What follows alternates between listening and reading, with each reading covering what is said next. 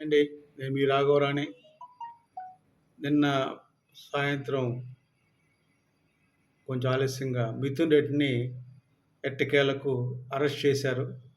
మిథున్ రెడ్డి మీదకి ఈ యొక్క లిక్కర్ స్కాము వస్తుందని తెలుసుకొని మార్చి నుంచి ఎలా తప్పించుకోవాలి దానికోసం చాలా ప్రయత్నాలు చేశాడు.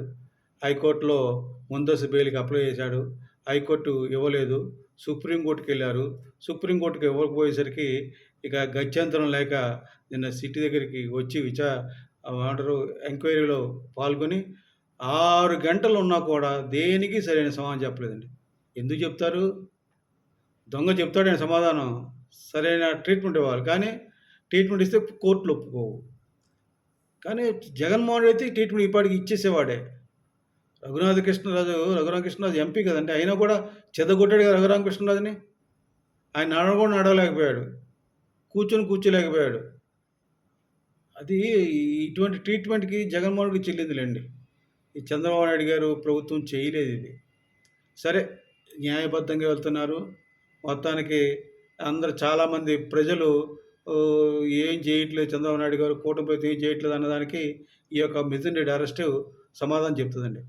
కానీ ఏంటంటే నేను గ్రహించింది ఏంటంటే కూటమి ప్రభుత్వం ఏంటంటే పక్కా ఆధారాలు సేకరించి, పక్కా ప్రణాళికతో వాళ్ళు ఎటువంటి పరిస్థితుల్లో కూడా బయటకు వెళ్ళకుండా కట్టుదిట్టం చర్యలుగా ఆ రకంగా ఆ అధికారులను పరిగెట్టించి కేసులు ఛార్జ్ షీట్లు ఆ రకంగా ఫైల్ చేయించి ఈ క్రిమినల్ కేసులు పెట్టించి జైల్లోకి తీసుకెళ్తున్నారని నేను గట్టిగా నమ్ముతున్నానండి.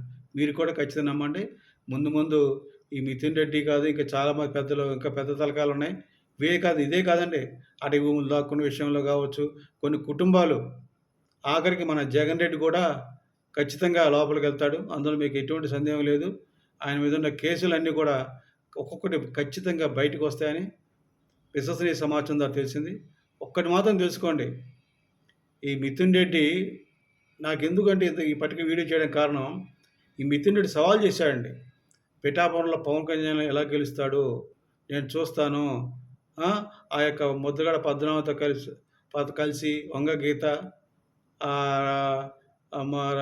రాజా, దాడిశెట్టి రాజా ఇలా కొంతమంది ఉన్నారు దుర్మార్గులు. వీళ్ళందరూ కలిసి గూడుపటాన్ని ఇది చేద్దాం అనుకున్నారు. కానీ మిథున్ రెడ్డి పవన్ కళ్యాణ్ ఏం చేయలేకపోయాడు.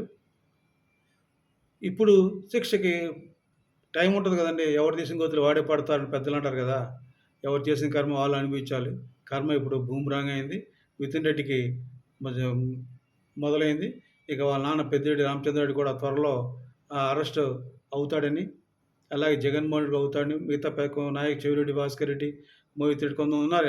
అందరూ మొత్తం పెద్ద తలకాయలని రాష్ట్రాన్ని 5 సంవత్సరాలు ఎలా దోచుకున్నారో ఆ సజ్జల రామకృష్ణారెడ్డి వీళ్ళందరూ ఖచ్చితంగా వెళ్తారు. వెళ్తే ఏంటంటే కట్టుదిట్టంగా ఉంటాయి కదండి ఈ యొక్క కేసులు బిగించడం. ఆ బిగించిన కేసుల్ని తప్పించుకోవడం చాలా కష్టం అండి. ఆ రకంగా చంద్రబాబు నాయుడు గారు కూటమి ప్రభుత్వం పనిచేస్తూ వీళ్ళని ఏమంటారంటే ఒక తాడుకు అల్లుతారండి. ఆ ముడేస్తారు. ఆ ముడిలో వీళ్ళని బంధిస్తారని నేను మీ అందరూ తెలియజేస్తూ మొత్తానికి ప్రభుత్వం మంచి స్టెప్ తోటి ముందుకు